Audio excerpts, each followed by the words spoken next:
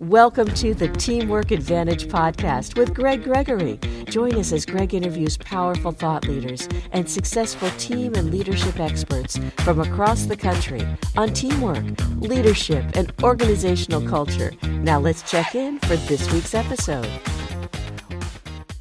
Welcome to the Teamwork Advantage, a podcast dedicated to the growth and development and advancement of teamwork, leadership, and culture, or what I call the TLC of business.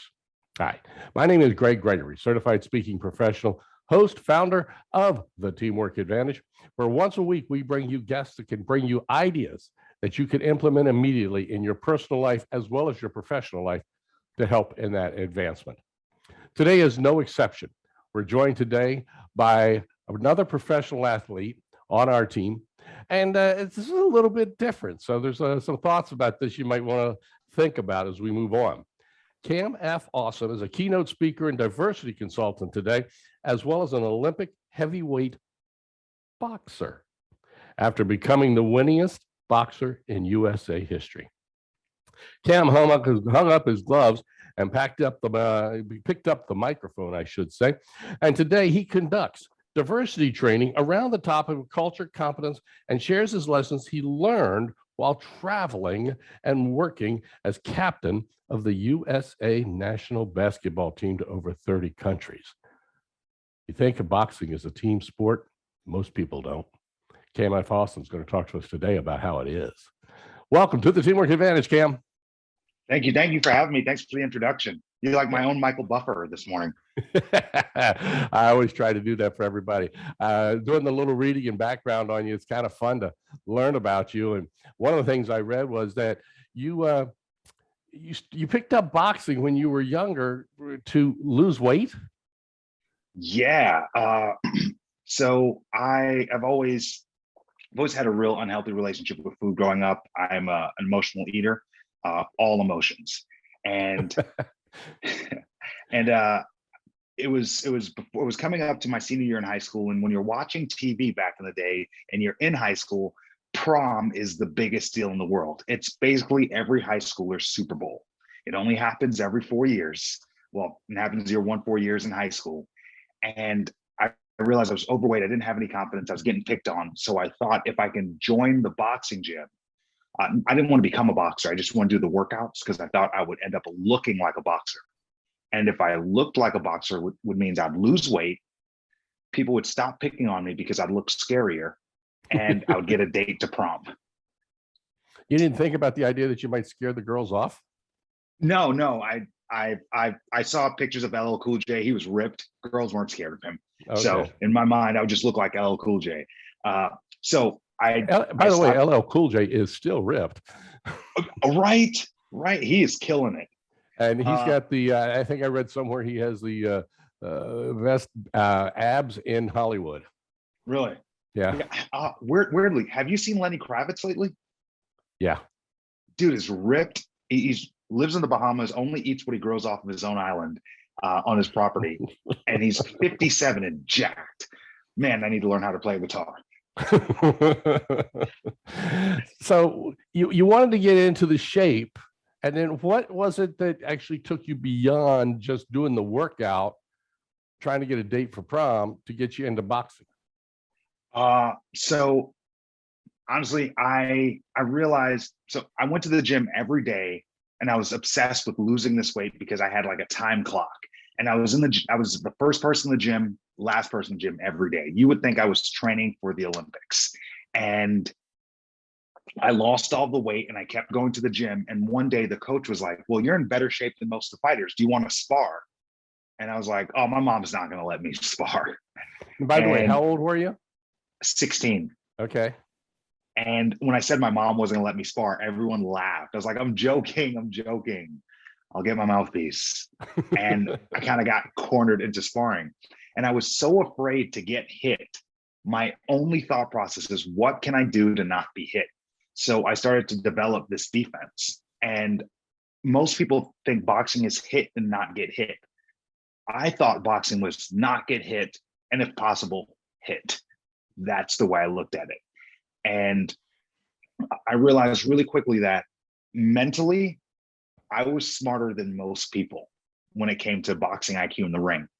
I wasn't stronger. I wasn't faster. There was nothing special about me other than I can get into people's minds. And I realized within the first year of competing, first of all, I was very confident. Like I didn't have any confidence. And as soon as I lost the weight, I had tricked myself in becoming a confident person by every day while I was walking to the gym, I would constantly tell myself about how amazing I am because no one else was telling me I was amazing. So I felt like the only person who had to tell me was myself. I since then found out about positive affirmations. I say, essentially, you say that you tricked yourself, and my mind went, you trained yourself that way. And I thought that's kind of cool. Yeah. And the thing is, I tricked myself, and we often trick ourselves into being not confident. Yes. Because I know many fighters who are they'd be in better shape than I am. They trained harder than I did, and they did everything that I did. But when it comes to fight time, they're not sure if they're going to win. So they have something called fear of fatigue. It's when a fighter's afraid to give his all in the ring, because if he gives his all and he gets tired, he's going to lose. So he tries to save a little more in his tank, so he doesn't have the confidence to actually give it his all or give it her all. And I never wanted to suffer with that. It bothered some people that I had the confidence that I had, but never really bothered me much. Okay. So once you got into this, growing up as a child, even before you got to boxing, and then once you got in towards boxing, who were your idols? Well, first of all, I didn't realize, and just a side note about this before I answer that question, I didn't realize how terrified I was all the time before I started boxing. I had social anxiety, and I always thought I was getting bullied so much. And I realized that I was so anxious that if someone looked at me the wrong way, I shut down. I'd look at the ground. And if some, kids make jokes about each other and they move on with their day. Anytime someone made a joke to me, it didn't bounce off me, it just stuck with me. And then when I got to boxing, my senior year, my parents moved me to Florida. And when I moved to Florida from New York, it was this aha moment for me, because for the first time in my life, I got to start over fresh. So there's this really cool kid in my high school that I looked up. I thought he was the coolest kid in the world. I want to be just like him. When I moved to Florida, I pretended I was him. And the kids, and anything he would say in school, I would say, and everyone bought the confidence because they didn't know who I was. And I started to go to the gym in Florida, and I was just the most confident. I was bulletproof. And I was down in Florida for a few months, and I went to this high school for a few months. And I was this whole confident. I was a whole completely different person. I used to go by the name Cameron. I changed it to Cam. I was a whole new person. And then I moved back to finish my my senior year in high school. And when I got back to New York, instantly I shelled up to the old person I used to be. Wow. Because everyone there knew me as who I used to be, and I was afraid to let them see that I changed. Wow. Okay. So let's now talk about your idols. Idol-wise, and has nothing to do with boxing. Right. But Ali. Okay. And really, yeah, just not for. When you said the confidence thing, that's where my mind went, getting inside the minds. I mean, I don't think there was anybody better to get inside your mind. I mean, you see football players and you see Dennis Rodman, maybe. Love Dennis Rodman. Yeah. I mean, he can get inside your mind. So, but when you were talking about that, my mind went to Ali, of course. So once you got into boxing, who were your boxing idols? Emmanuel Augustus. And not a lot of people know him. He's my favorite fighter ever. Okay. He's unorthodox. He's awkward. He's big on defense. And he goes by the name, the Drunken Master. Because he boxes like a drunken style. He just kind of moves around. He has a weird boxing style. He enjoys himself so much, but he has a terrible boxing record because he takes fights on last moment. He doesn't care about his record. He gives it his all, and he wins a lot of times, but the judges don't give him the decision because he's so unconventional. But he refused to change his style. Okay. Fascinating. Now, let's talk about this. I mentioned this in the bio when you're open.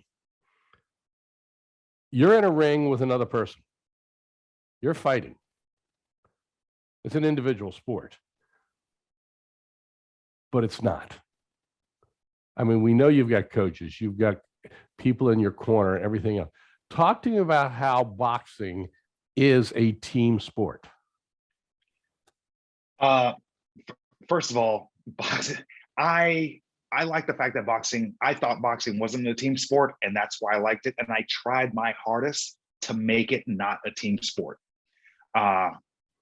because I wanted the whole individual aspect of it. But there's no way to getting around that boxing is a team sport, because even with training for my fights, you can hit the bag, but it's more beneficial to hit the mitts. You can't hit the mitts by yourself. You need a coach to hold the mitts. When you're training for a fight, one of the big aspects of it is sparring. Mm-hmm. So when you think about sparring, let's say you spar 3 or 4 times a week at a certain time. You need to coordinate with another boxer to make sure that they're there at that time and they're your teammate, because they're there to work, help you get better. Right. So there are guys that I spar with, like if I'm fighting a left-handed guy, I would have to call up one of my left-handed heavyweight friends and ask them to spar with me so I can help prepare. And then I have to ask my sparring partner to emulate the guy I'm fighting. So start to box like him. So he has to adapt his style for my opponent. Now, that's my teammate. That just even training, you get to the fight. Who wraps your hands? It's your coach. Who works your corner? It's your coach. Who gives you water in between rounds? It's your coach. If your shoelaces get untied in a fight, which it happens, who ties that? It's your coach. Who gives you advice? It's your coach. And you don't just have one coach. You have a sparring coach. You have a head coach. You might have a strength and conditioning coach. Lifting, like there's so many different parts that I get to hold the belt, but I do very minimum when it's compared to everything that goes on. What you've got right here. Oh, that's what you bring to the table is what you've learned from coaches, but then you have to apply it. One of my favorite quotes is, "Knowledge is not power without application." So you've now taken the knowledge and have started to apply it by using your knowledge and using your brain. And that's what starts to build it. Yeah. Go ahead. I was going to say, great Wilma Rudolph even said, whatever we do in life, someone else helps us, and that's so powerful. We've got to start thinking. And one of the things that impressed me with what you just said, and this is something I want to make sure our listeners pick up on. You said, if my shoe needs tying, I would ask for help. If I need this, I ask for help. If I need to ask a sparring partner for help, whatever it is, you asked for help. And that's key, because one of the biggest challenges a lot of people have in business is the fear of asking for help, that they will look weak. You are one of the winningest boxer, I believe you said, in the bio in USA history. And as the winningest, you asked for help. Talk to me about that. How was that hard to swallow? Actually, it's funny, sir. So when I first started my career, I just joined the boxing gym for the purpose of losing weight. I made it clear that I had no interest in boxing. So I would go to the gym when it opened and I'd work out. The coaches didn't spend any time with me because they knew I just wanted to hit the bag and jump rope. So when it was time to throw punches and hit the bag, I had to look at what other fighters were doing because no one showed me. And I even learned and I consider my teammates, even though we didn't speak, I would see a guy hit the bag and I would see, because a lot of guys where they hit the bag, they'll hit the bag low, like where a person's body is, because it's easier. But to punch the bag higher is harder. Right. So what I would do is I would walk up to the bag and I would touch my forehead on it to see where the sweat stain is. And that's the level I would have to punch at. So I started to teach myself these things about boxing. So if you ever saw me fight, it's very awkward because I developed my own style. I made it up because I didn't know what I was doing. Now, there's that. And then also you're a southpaw. Yeah. So you're a lefty, and population wise, there's not a whole lot of southpaw fighters. So if you're in the gym watching other people, they're righties, and you've got to try and turn that in your head. Yeah. And no one likes southpaws. I don't like them. Like you hate to fight them. But so with the teammate part of it, I would look at everyone else around me, and even though they're my teammates, I look at them as even though my competition, I look at them as my teammates. Because if I'm hitting the bag and there's a guy hitting the bag on the other side of the gym, and I hear him throw a 3-punch combination, well, I'm going to throw a 4-punch combination. If I hear him throw a 5-punch combination, I'm going to throw a 6-punch combination. So using the boxers around me helped me build my momentum up and build my stamina. But the thing with coaches is they can see things from outside the ring that I can't see. They have a perspective that I don't have. And they can bring that to you and give that perspective to you in the middle of a fight. Yeah. Okay. Let's take it now. How many fights did you win? What's your record? Let's go there. Let's go to the guts here. What's the record? About 350 wins and 41 losses. Wow.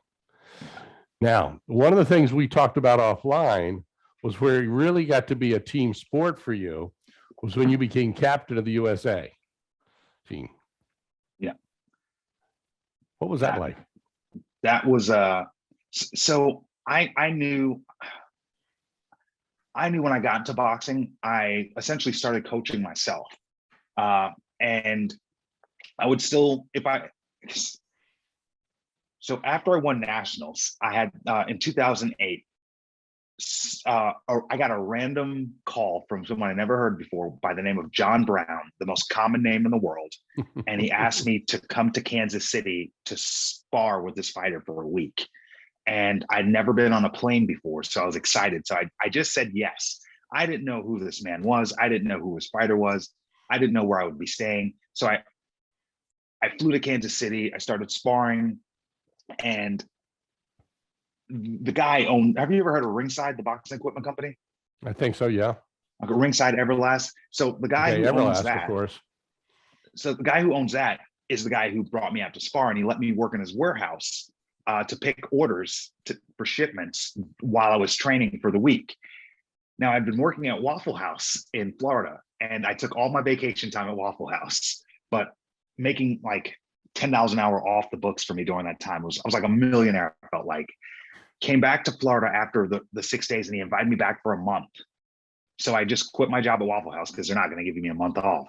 And I went to Kansas City, and I started to train and pick orders. And then I moved back. Like after the month, I came back to Florida, and my coach heard that I lost my job and reached out to me and said, "Hey, if you ever need a job, you have one here in Kansas City." I was like, "Great, I need a job. Book me a flight." And on 3 days' notice, I picked up all my stuff and moved to Kansas City. And that's where you are today. That's where I am today. My coach asked me a very specific question when I got there. He says, "What do you need to win?" And I said, "Well, I just need to get to the fights because I know I could win. I just couldn't afford to fly or get to the fights." And he says, "What else do you need?" I said, "You didn't hear me. I said, I just need to get to anything else I can do on my own. I just need to get to the fights." So he said he'd pay for my hotel and my flights and everything. So I would book my flight. Let's say there's a national championships in Colorado Springs. I'd book my flight to Colorado, book my hotel. I'd show up to nationals, register myself for my fights. I would wrap my own hands. I would warm myself up, and I would ask a random person in the audience to work my corner. Just give me water in between rounds. That's all I need. And I would win Monday because in nationals you fight consecutive days. It's one loss and you lose. So I fight Monday, Tuesday, Wednesday, Thursday, Friday. I win all 5 days. My coach, John Brown, flies in on Saturday for the finals. He works my corner. We take a picture. He asked me if there's anything I need. I said, I just need to be able to get to the next fight. And that's all I needed from our relationship. Now, I built my career coaching myself, essentially. And then after I became the #1 boxer in the country and I'm on the USA national boxing team, I realized I like doing things my way. And when you're by yourself, you're a leader because you're leading what you're doing. Right. You're choosing your players, you're choosing your teammates for the sparring partners and whatever you need to be done. You're getting the help that you need to do and you're asking for it. So that's a team player, but now you're stepping into a leader role. Yeah. So after I became captain of the USA national boxing team, And I didn't even vote myself as captain. It's just that everyone knew that I always have the best interest of the fighters in mind, and I don't mind confrontation. So if a coach if someone has an issue with a coach, I had perfect example. When the female fighters get their period, they retain water and they weigh a little bit more, and we have to do these weigh-ins Right. every morning. And some of these girls, they'll be overweight, and they'll try to get these girls in trouble for being overweight, because you're supposed to be within your weight range before a fight. I brought this issue to the coaches as my issue. I let them know I have menstrual issues and we need to stop penalizing our athletes because of the weight issue. Because anytime an athlete had a problem, I brought it to the coaches as my own personal problem. Because everyone on the team was kind of afraid to let the coaches know how they felt. Being the fact that I was so outspoken, I kind of they pushed me into the leadership role. Okay. And this is when I realized that I couldn't do everything the way I wanted to do things all the time. Because now that I'm on a team, things as simple as choosing where we're going to eat. I've never had to argue with me about where we're going to go eat. But when you're on a team, you have to take other things into account. And you have to realize maybe if you're on a team run and the slowest guy on the team, I would stick around and wait for that person, or I would run slow behind with that person. So they're not the last person, we're the last person. So there's just small things like that I've picked up as a leader. And I'm realizing how applicable this is to the corporate world now that I've transitioned from boxing into it. It's interesting you talked about it with the slowest runner. As you were saying that, my mind's going to Dr. Stephen Covey in his book, The 7 Habits of Highly Effective People, back in the 80s. And he talked about the limiting steps. You know, what is your limiting factor? What is your thing that's slowing you down? In that case, it was the slowest runner. If it's something else, you pull back to be able to work with that person. And that was a classic example of demonstrating what Dr. Covey talked about. And that was even before you were born. So there. So your career, when did you stop fighting? March 2020. Gee, was there something that happened then to help you stop fighting?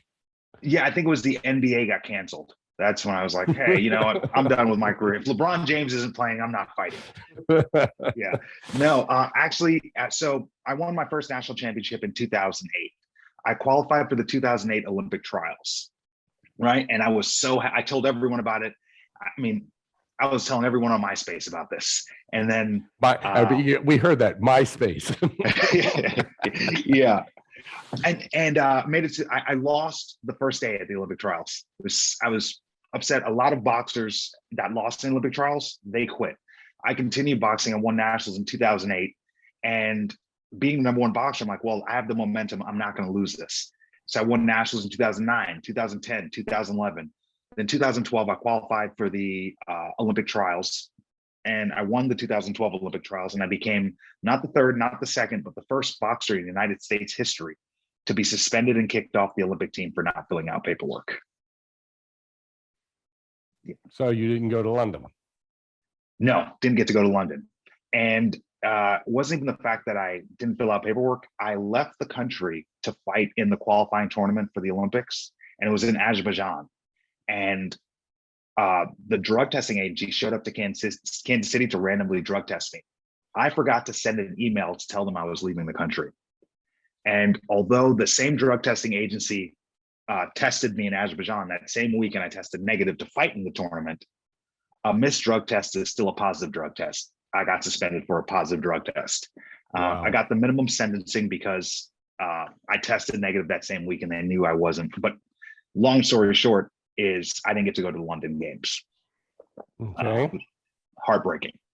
So then you go back to nationals. No, suspended for a year. I couldn't even go back to nationals. I just had a year off. I dropped out of college for boxing. I didn't have a backup plan, didn't have any skills, didn't have any certifications, didn't have any way of making money. Also, my house, my car, my food, everything was sponsorships. I lost everything. I was essentially homeless the day that happened. Sponsors told me not to come back to the house in LA. They'll just ship my my suitcases wherever I need them. So that's at a few bad months of depression, weight gain, drugs, alcohol, and then weirdly lost a bet and had to be vegan for 28 days. And the vegan diet also entails sobriety. So this is what got me sober during that time of my life, and decided I lost 32 pounds in 28 days. I started eating healthier. I became a more positive person. I realized I didn't want to be a quitter. So I decided to return to boxing, but if I was going to do it, I was going to be a little bit dramatic with it because I'm a little flamboyant in my ways. So I decided to legally fool me. I decided to legally change my name to Awesome. Because if I was going to return, I was going to be a positive person because I didn't like the person that I became. So I wanted to be a whole new person. So I symbolically killed off the old me on my half birthday. So I celebrate 2 birthdays a year. On February 16th, we celebrate the birth of Cam F. Awesome. And on August 16th, we mourn the death of Lemuroy Thompson Jr. Okay. All right. You got back into boxing. Yes. That was when? What year was that? 2013. So after a year suspension, I returned back to boxing, reclaimed my #1 spot in the country, regained my title of captain, and won nationals in 2013, 14, 15.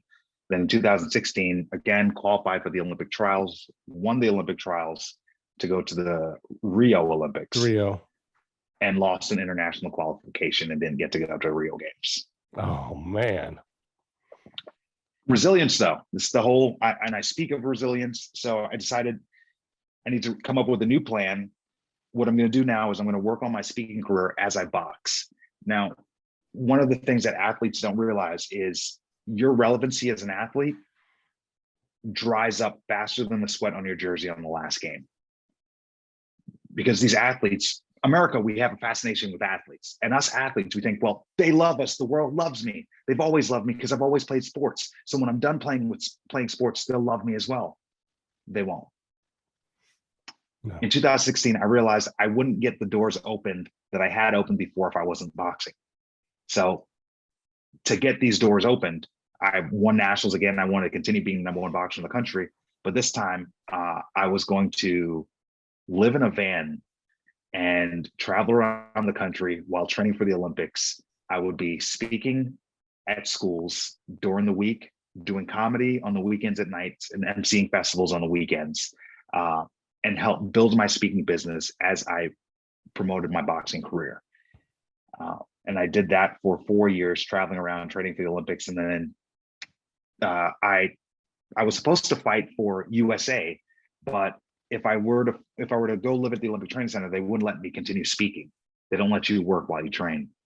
So found a loophole. My dad's from Trinidad. So I became a dual citizen, flew to Trinidad, became a citizen of their country, fought in their Olympic trials, won by knockout, and was in Dallas training for the 2020 Olympics when the pandemic happened. Yeah.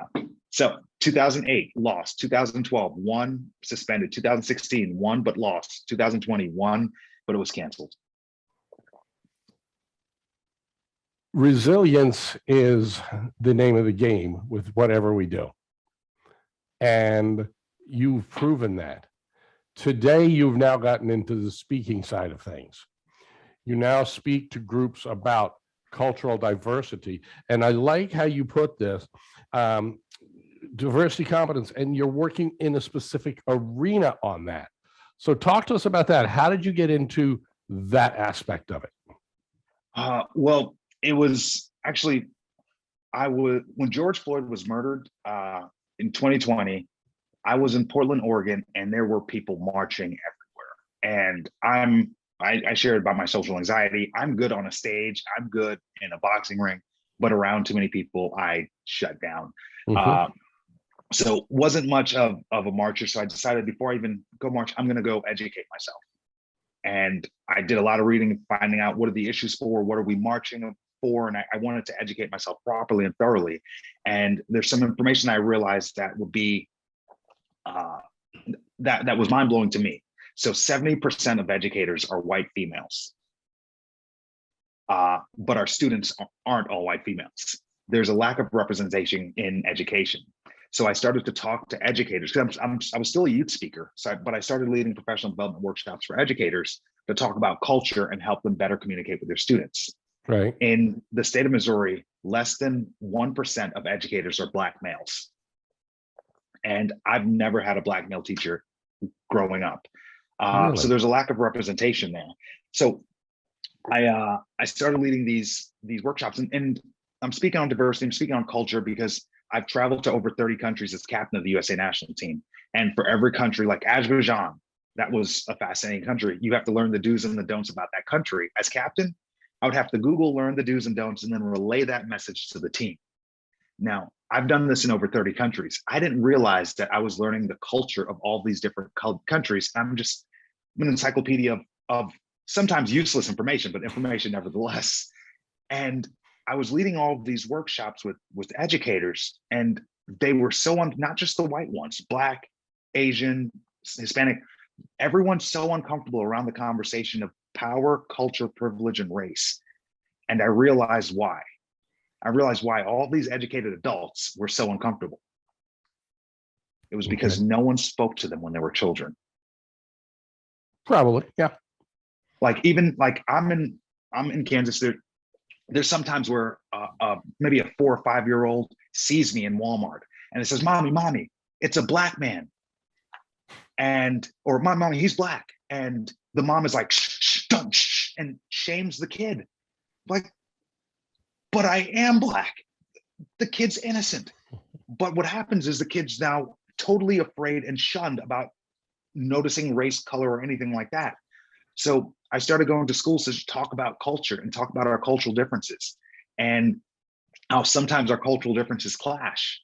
For example, in Azerbaijan, we had our team guide. Every country we go to, we have a team guide that like keeps us safe and everything like that. Our guy's name was Fico. Fico learned all of his English from the Fresh Prince of Bel-Air. He sounded like a Black dude from the 80s, straight up.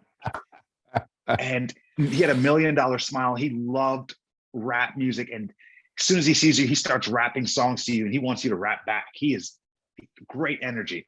And his job is to make sure we're safe. So we had a day off from training in Azerbaijan. We're at the hotel. Me and a few teammates leave the hotel and we go into a cab.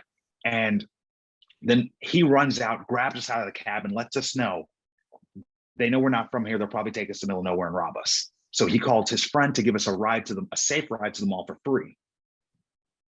Thank you, Fico. But to show him I appreciate him, as I'm getting into his friend's car, I shake his hand and I slip him a few manats, a few of their dollars. And Fico waited around for me the whole day to return from the mall and brought me to a back room, put the money on the table and asked me if I respect him as a man, why would I do such a thing? Could you guess what I did? Not really. I'm thinking you broke down and cried. No, I gave him a tip. Oh no, I knew you gave him a tip early. No, that I knew.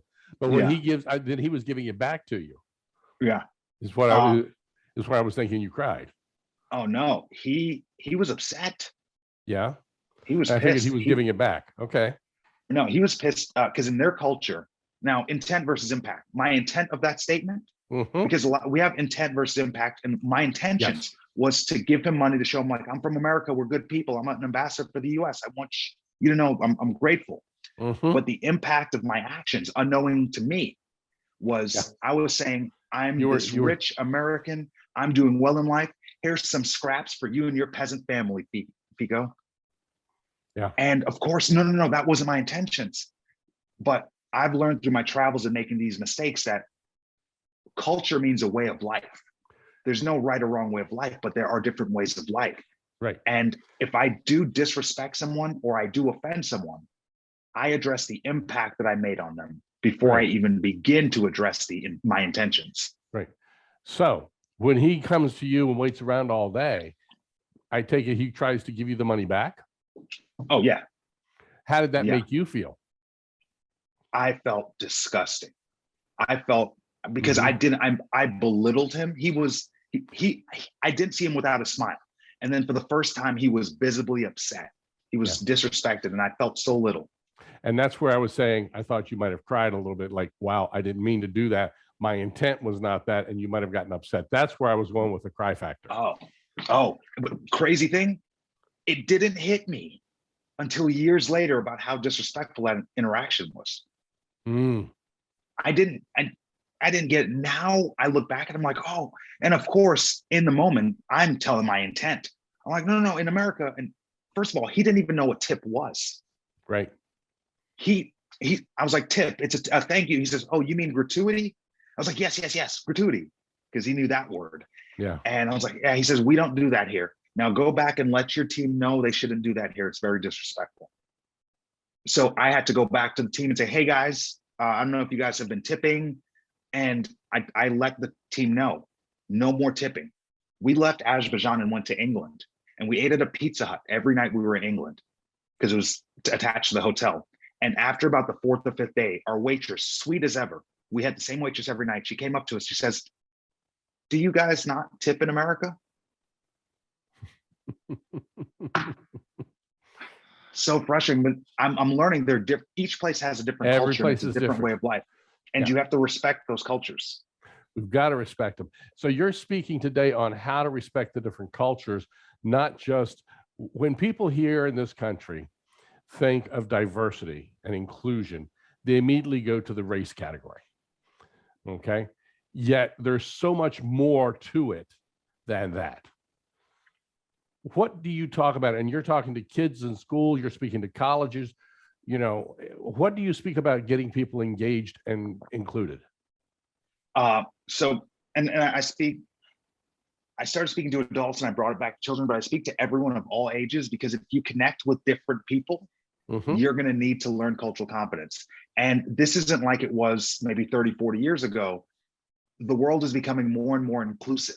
So I have some of these issues with schools where I tell schools the topics I speak on, and I say, well, we're a predominantly homogenous school, or it's a school of one race mostly, so we don't have any issues around diversity.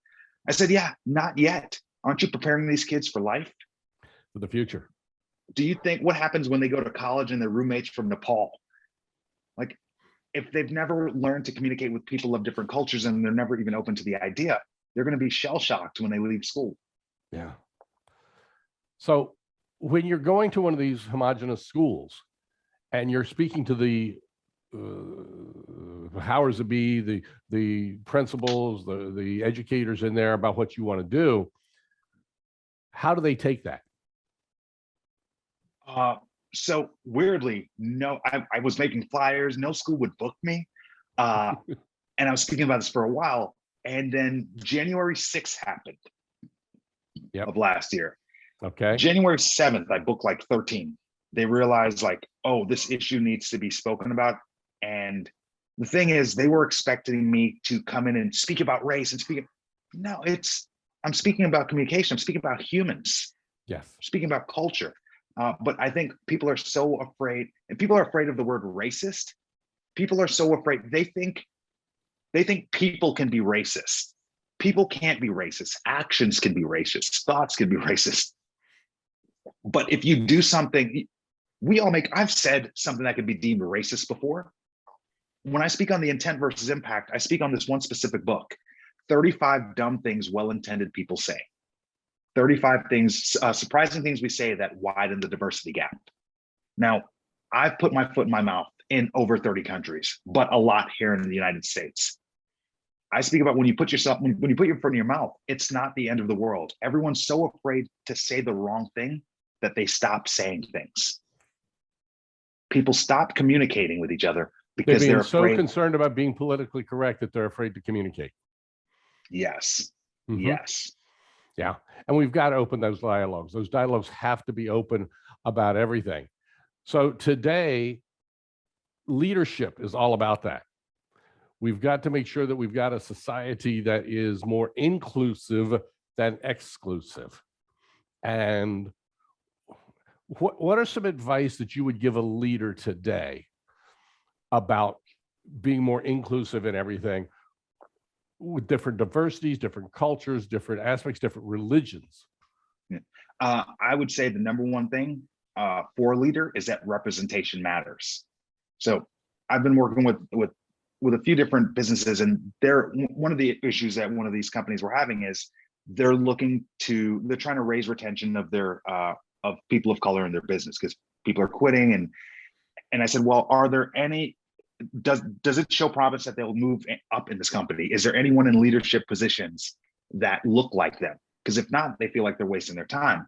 And they said, oh, actually, we have one black manager, and they were telling me about this, and they're telling us a great guy, and he loves bluegrass, and she's telling me about he's a bluegrass player, and I said, whoa, your one black employee is not of the black culture. He's bluegrass. I couldn't name a bluegrass singer, so that's not someone that I could personally relate to. So representation matters, and not just the color of your skin, but religion, culture, and all different backgrounds. And it's important to make sure that your leadership reflects the values you want in your company. Okay. So let's look at a frontline leader of a team of maybe 6 to 10 people. What can that one leader do on that particular team? Again, inclusion and bringing it in, I get that. What can that leader do? I mean, in specific, so let's say it's, as far as how they lead, how they're working with people, because let's face it, while they may have a team, they often are providing a level of service, whether it's an internal service or an external service, something of that direction, and they're having interactions with other groups. What can my team do? What can I, as the leader of that team, do to be able to bring more cultural awareness to people? I would say listen to suggestions in more than a check a box way. Okay, wait a minute. I want you to say that again, because I love the way you just said that. Listen for suggestions in more than a check a box kind of way. Yes. That's powerful. Yes. Yeah. Because so many people say, oh, I did that. It's off my to-do list. I see a lot of companies, they black their Instagram picture out for that one day for like Black Lives Matter, and all these companies are doing Black History Month sales and all this. But if you actually want to show great leadership, and if you want to show your transparency and show that you actually care, you should be able to post a picture of your board of directors with no shame.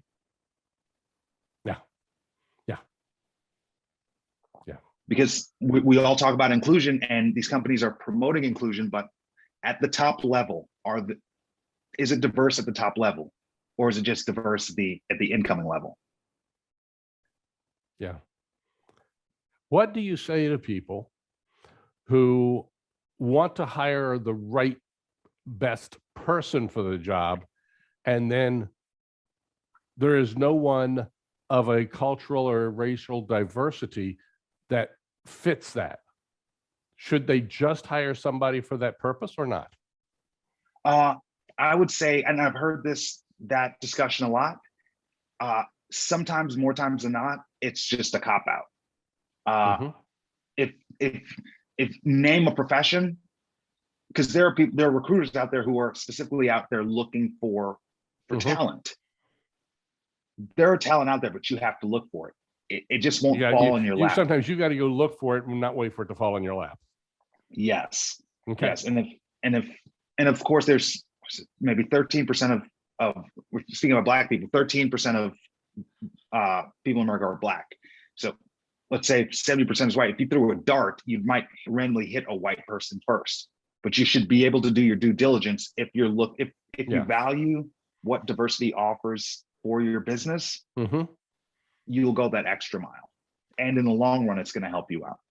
Yeah, it's going to. John Kennedy said, "A rising tide raises all ships," and when we bring the team together and we work together as a group, then the whole team starts to grow, and that's the power in what we're talking about. And Cam, you're doing a lot of great stuff with schools, with businesses today. What's one thing that you would like to leave everybody with as we get ready to wrap up today's podcast? If you can fail without being discouraged, success becomes inevitable. Wow, there we are again. Say that one again. I'm not sure I grasped all that. I loved it, but I'm not sure I grasped it. If you can fail without being discouraged, success becomes inevitable. So that showcases my entire life. It's my own personal quote. It's what I live by. 2008 lost in the Olympic trials, 2012 lost in the Olympic trials, 2016 didn't go to the Olympic trials, 2020 didn't go to the Olympic trials. Most of my adult life, my entire adult life, I've been chasing one dream. Now, I didn't get to go to the Olympics, but I am the winningest boxer in United States history. We've heard the Michael quote, you miss 100% of the shots you don't take. It's actually Wayne Gretzky. It was Michael Scott. I was sliding in for Michael Scott. That's why I call it a Michael quote. Michael Scott's quote is, you miss 100% of the shots you don't take. But an important thing that I've realized in the very beginning, no one checks for field goal percentage when you're a champion. No. So you can fail as many times as you want. As long as you get back up. Yeah. Vince Lombardi said, it's not whether you get knocked down, it's whether you get back up. And my quote is, it's not whether you get knocked down, it's how fast you get back up. I like that. Yeah. I like that. Cam F. Awesome. It has been a pleasure to have you on the Teamwork Advantage. The energy level you bring is just amazing. I mean, I'm charged up right now. Okay. So we're ready to roll. How can people find you if they want to check in with you and find you? What's your social media? What's the best way to reach you? At CamFAwesome, CamFAwesome on all platforms, Twitter, TikTok, Instagram, Facebook, LinkedIn. Okay. Folks, the Teamwork Advantage. We bring you ideas, and Cam has shared some with you today that you can actually start to implement tomorrow in your personal life as well as your business life. Until next week, remember, having a good day is just being average. When you listen to the Teamwork Advantage and you follow Cam F. Awesome's ideas, you are not average. So be sure to take today and make it an excellent and exceptional day. Take care. Bye-bye. You've been listening to the Teamwork Advantage with Greg Gregory. Be sure to like, subscribe, and activate the bell icon to be notified of future episodes. To learn more about how Greg can help your organization develop a powerful winning culture, visit TeamsRock.com. That's TeamsRock.com.